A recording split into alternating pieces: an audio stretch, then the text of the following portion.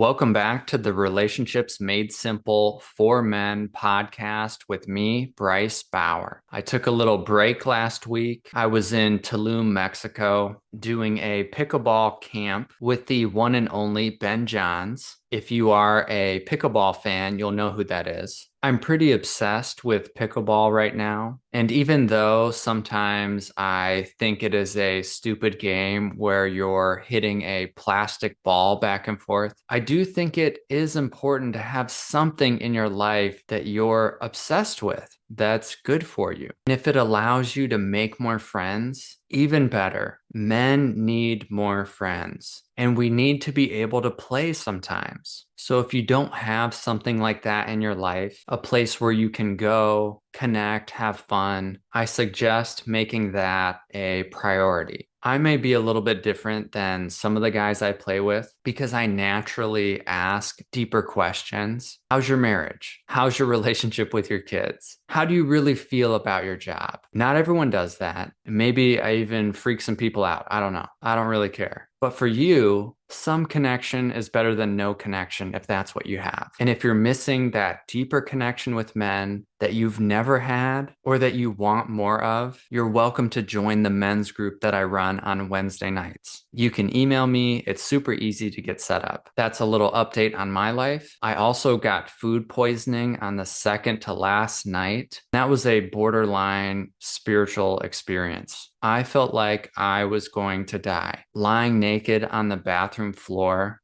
after everything had came out of me sucked so bad. And even though I don't want to go through that again, like ever, it did bring me into the moment like now. Some of these unplanned events that are extremely painful physically or emotionally or both do have an odd way of waking us up, humbling us, and if looked at closely, can really help us feel more grateful for what we do have. Even though I get a bit turned off by people that are overly optimistic, I also think it's a growing edge for me and probably a lot of you out there too, to embrace more gratitude, not only for what we have, because we have more than most people in the world, but also for who we are and what we've been through, because that also reflects back out into the world, which allows us to have more compassion and gratitude for what other people go through. I don't think we can have too much of that.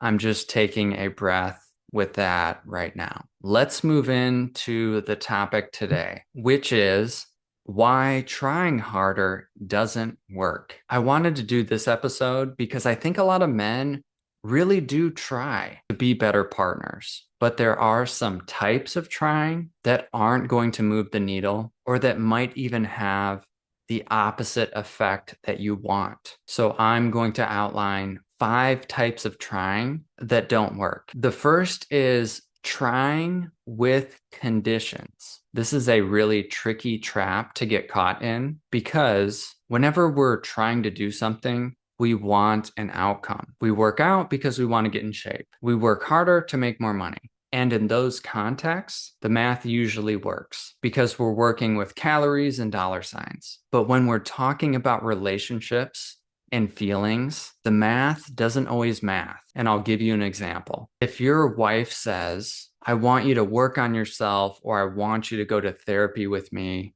and in your mind, you're like, okay, I'll do that thing that you're asking so that we can start having sex again, or you'll stop bringing things up from the past. You've created a situation that puts invisible pressure on her. It's like she's the mom and you're the child. You do the good behavior and she gives you the reward. She becomes the gatekeeper of what you want. And if you look closely, you can see the selfishness in which you're operating. What do I have to do to get what I want from you? And I'm not saying that we're not always doing this a little bit, but if you're the one who's lagging in the relational department, this isn't the mindset that you want. It's not empowering.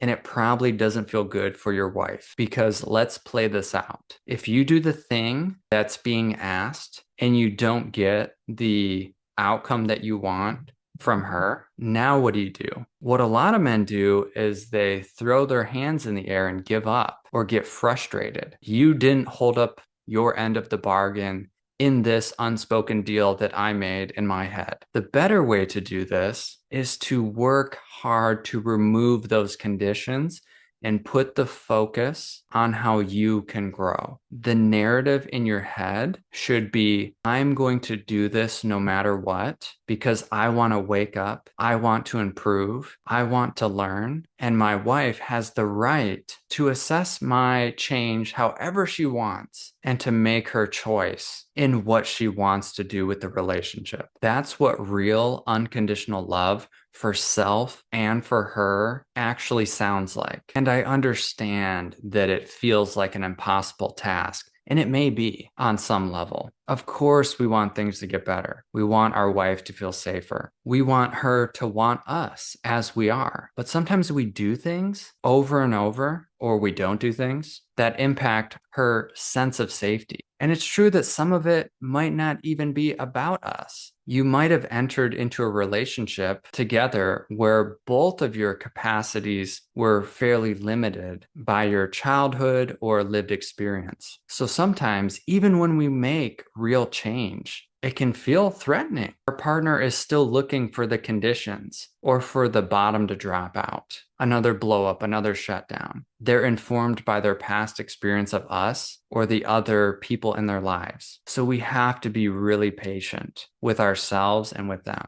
if we are really trying. And this brings me to my second form of trying that doesn't work, which is saying you're trying, but you're not really trying. There is no change. This is where I encourage men to take an honest inventory of their behavior and their education. If you're listening to podcasts and reading books, doing at least some individual therapy or coaching, setting intentions for the day or the week to be more engaged, to be more skillful, to be more appreciative, things like that, that's trying. If you're not doing any of that and you just made dinner reservations, it might help some, but it's really minimal effort. How is this really changing your mindset on life, your ability to self-reflect, your skillfulness in communication? Setting up a date night might move the needle some, but don't expect it to completely shift some of your patterns if you're in a tough spot with your wife. So all that to say, we have to be honest with ourselves about what really trying looks like and what occasionally trying in a less focused way looks like. If your marriage is in a pretty good spot,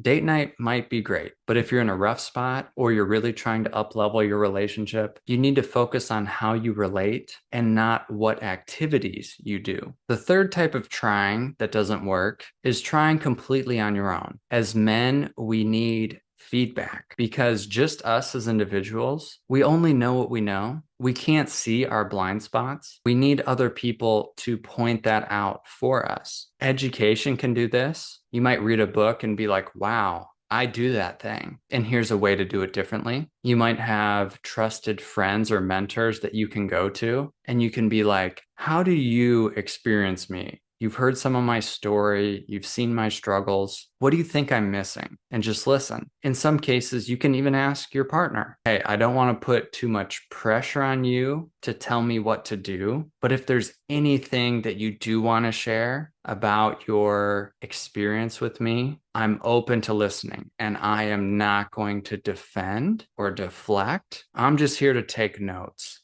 If you can create a safe enough space to do that, go ahead. But just going into your own mind every time you have an issue and trying to figure it out with the same brain that created the problems in the first place, I don't think I have to explain to you too much why that doesn't work. That's why even the best athletes still have coaches. Unless you're the LeBron James of relationships, you probably need some help. The fourth type of trying that doesn't work is trying with a bad attitude. Imagine being an employer, and maybe you are an employer, and you're watching your employee exhibit bad customer service. How would you explain that to them? I think most of us would do it in a similar way. You'd just be like, hey, your attitude isn't great. Customers are feeling put off by you. You seem grumpy. Even though you're doing what they asked, you're putting off negative vibes. That's what you'd say, right? You may also say, if you don't fix this like now, you're fired. So now here's the trick. You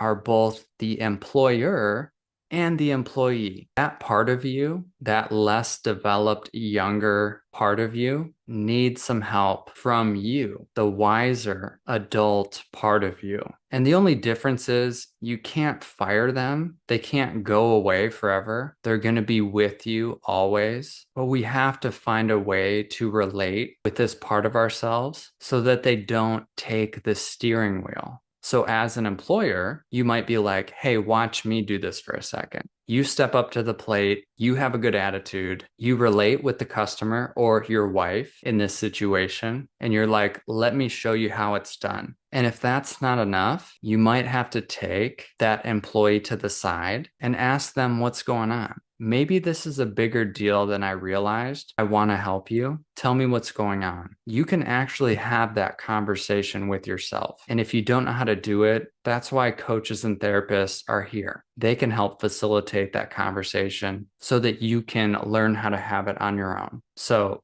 hopefully that makes sense. Trying with a bad attitude doesn't work. Maybe a little if you're just getting the job done sometimes. I get how this can be with parenting, but you don't want your bad attitude to leak out onto your partner or your kids too much. And if it does happen, it's better to learn how to speak about it skillfully and or clean up the mess soon afterwards. The final type of trying that doesn't work is trying it your way and not her way. This is an area when I'm working with clients that I like to get really, really specific. And sometimes it blows my mind how deaf some men can be. I mean, I have my theories, mostly fear and an inflated sense of being right all the time as to why men keep trying it their way instead of what their partner is actually asking for. But either way, you have to listen closely. If she's been asking you to get some help for your anger or your depression or your alcohol dependence for years, that's pretty specific. And there's specific help that you can get for that. I'd say good on her for being so clear. If she's saying, I'm tired of you blowing up, that's pretty clear too. What are you doing about that? What accountability do you have in place? Now, there are some things where you might have to read between the lines, get the hint. If you notice her distancing herself from you, avoiding you, you can ask what she needs directly. She may or may not know, or you can experiment. If you're always the one leaning in, you're the anxious one, and she's more avoidant, you could try giving her space and see what that does, right? That's doing it a little more her way. If she's more the anxious one and you're more avoidant, that's the pattern. You may try approaching her more. She likes to connect, talk about her day. Do that with her. Share about your day, even if you don't think it's that important. That might not be the point. The point is to share time together. Just talk without an agenda. Hopefully you see where I'm going with this. Some men do this thing where they say, that's just the way I am. I don't talk about my feelings. I don't like being bothered, or I'm just high energy. I always have to be doing something. And they think that that's who they are, like they can't change. Good luck trying to find a middle ground if you're only focused on your way. So trying to create more opportunities to just do it your way is a type of trying that doesn't work in relationships. All right, well, that is all I have to say. This is the end of this episode. I don't have a clever catchphrase other than see you next week. So good luck out there, and I will see you next week.